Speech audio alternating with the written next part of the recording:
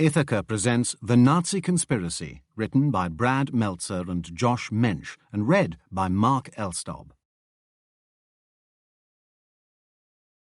Prologue. Tehran, Iran, November the 28th, 1943. The president is hiding. The street is lined with soldiers. There are thousands of them, stretching for blocks on both sides. Most wear Soviet uniforms, some are British or American. They brandish automatic rifles.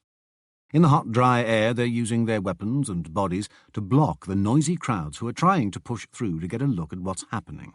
Or rather, who's coming. It's a broad avenue, a central thoroughfare through the bustling city of Tehran, the capital of Iran.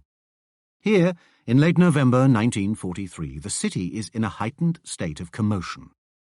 Starting today, it'll be the site of one of the most important events over the course of the global war currently sweeping the world.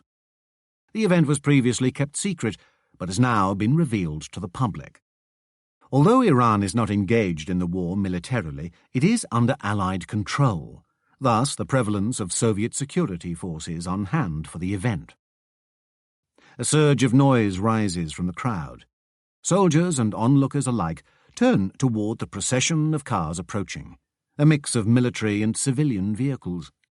At the centre of the motorcade is a long, dark sedan glistening in the bright sun.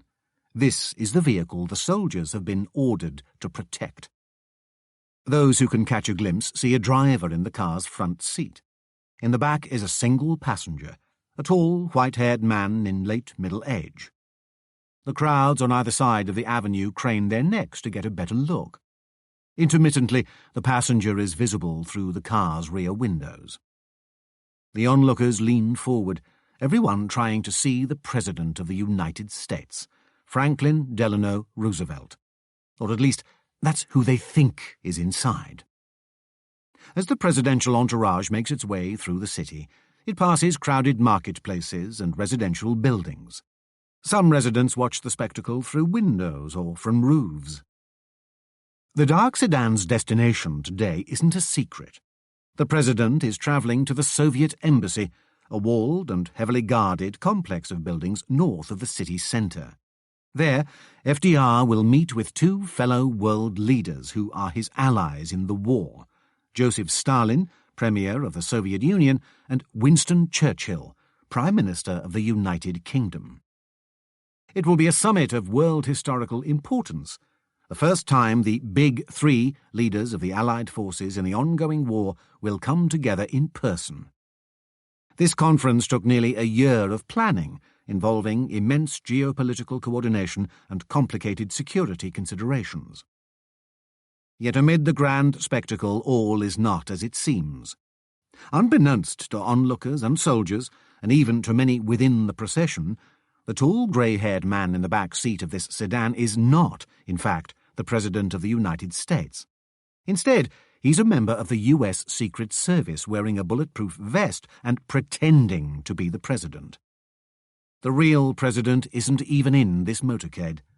At this moment, the real FDR is ducked down in the back of a very different vehicle, a small, dirty sedan racing through the back streets of the city.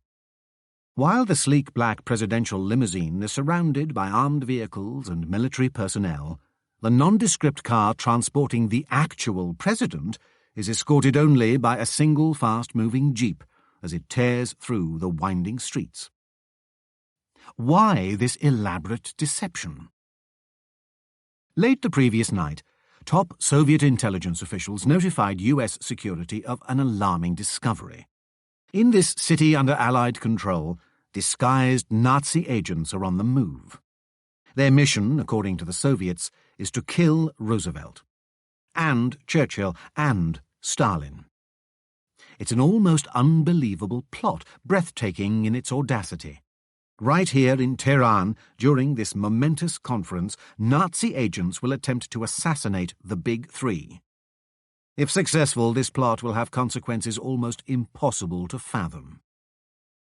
For nearly 4 years now, the Second World War has enveloped the planet. Entire regions of Europe, Asia, and North Africa have been utterly devastated. The suffering